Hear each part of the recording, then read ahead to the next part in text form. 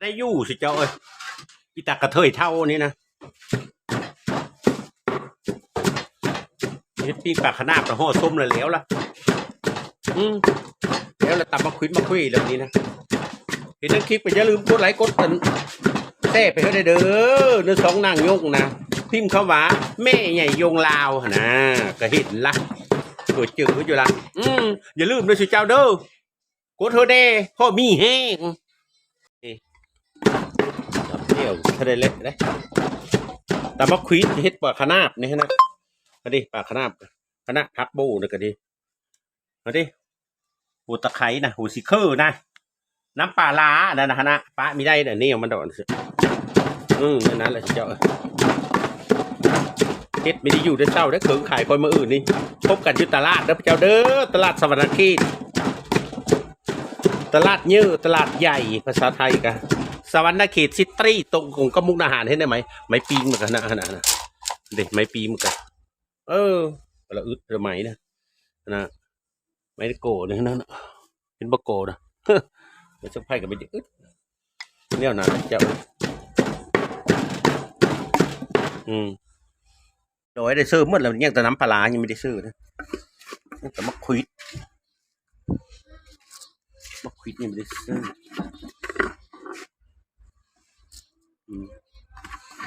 ซื้อมะขวิด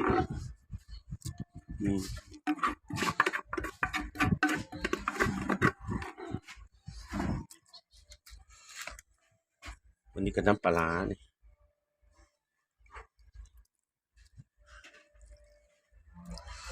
ดิปะแล้วคนลาวนะปิดตะเสพอยู่ว่าโซ่พอดีบัวพักกันนะพักหอมปั้มพักบัวติดตามทั้งคลิปเขาเด้อทั้ง2 YouTube ไม่ยังยกนะมันละได้ยู่ป่ะสะอ่อนตะป่าโอ้ยเขาดูดหนองนะเมืองส้นเมืองจำพอดนะลายกระลายแท้ป่าเมืองจำพอดป่าเมืองส้นอะไรเนี่ยนะพี่เจ้าย่ามนี้พัดตั้งดูดหนองย่ามเหลงนะคะย่ามฝนพัดตั้งถือโต้งมีคือค่อยเว้าให้เด้ออันป่าเมืองส้นเมืองจำพอดบุรีตายเก่งตั้งแต่เหิงเมืองไกรสอนนะเลาะมากระเม็นบึงวะตลอดเลี้ยงตลอดฝุ่นเบิ่งเรื่องเจ๊มึงกันเด้อ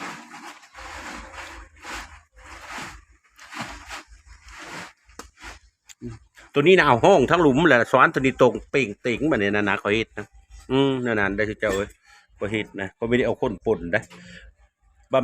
บัดเขาคว้าแล้วมันมีเห็นปลาคันเอาอันนี้เสื้อนะเอาอันนี้ห้องหลุมละเอาอันนี้ปกเทิง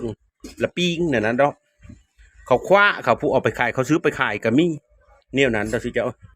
คนหมูนี่เอามันมีที่คือกันแล้วเจ้านี่เอาหัวตะไคร้เสื้อนี่ป่ะนี่ตะไคร้เสื้อแล้วก็เอาผักโบเสื้อแบบนี้นะตอนนี้แล้วก็เสวนป่าเสื้อแบบนี้นะเห็นนั่นนะส่วนหลายแล้วเขาผู้ซื้อนะเขาอันนะเขาคว้าเบิ้งบางเทอกับเขาซื้อไปขายกับนี่พวกห้ามเลาะนะพวกเพลงร้อยเนาะภาษาไทยนะพวกห้ามเลาะขายตามบ้านตามคุ้มตามน้อยนะผู้ห้ามกับห้ามได้อยู่แต่ปีนะปีนั้นไม่ใช่เจ้ามันดิก็ไม่ได้เพลงเด้อ10,000 กีบโอ้นึงคอยนึ่งก็ได้นึ่งพอมาโลบมันได้ไม่ได้นึ่งสุกได้คันเอาไปปิ้งนั่นนี่แล้วมันจะคือมันปลาบ่สุกเลยนะครับว่าเบิ่งปิดมันลูดนะนึ่งสะก้อนนึ่งพอมันโลบ่แม่นแล้วนึ่งมันสุกเลยเรามันก็เปื่อยเลยเนาะปลาน้อยนั่นเองซึ่งบัดนี้ก็นึ่งสะก้อนในนั้นได้สุดยอดเอ้ยเฮ็ดไปได้นี่แล้วเนี่ยตัวมีวีซ่าอาชีพความรู้ความรักกับบ่มีคนโง่นอสตูไม่ได้เฮ็ดหนังสือไม่ได้เฮ็ดหนังสือเว้าไปให้มันเมื่อยไอ้เพิ่นเนาะบ่เว้าสิดีกว่าอันนี้เสื้อเนี่ยอันนี้มันก็อันนี้ปลาโอ้ยออกหมดแล้วน้ำโนมันนะ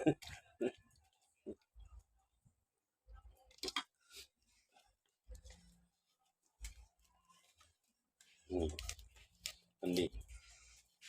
ตักน้ำมันเสื้ออันนี้นี่คือมันโน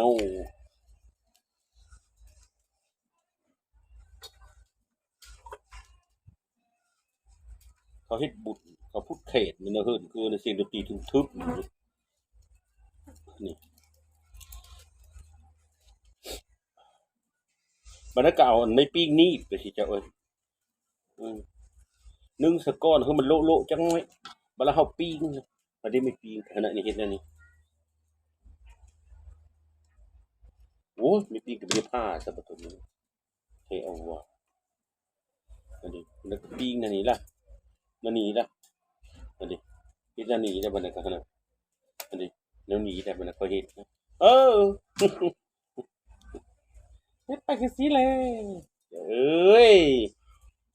ภาษาคนแก่นะจ๊ะบ่มีทางเฮ็ดบ่มีทางหาผลิลื่นมีหาพอได้อยู่ได้กิน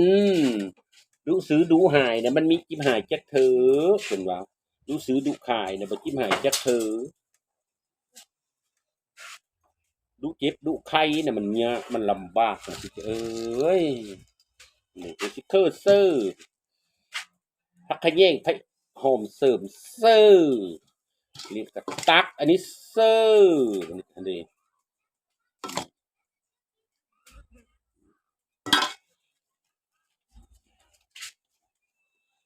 ท่านนี่เนี่ยเผลอสุดๆอันนี้นี่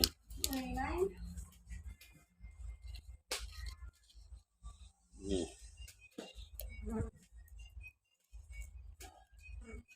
อืม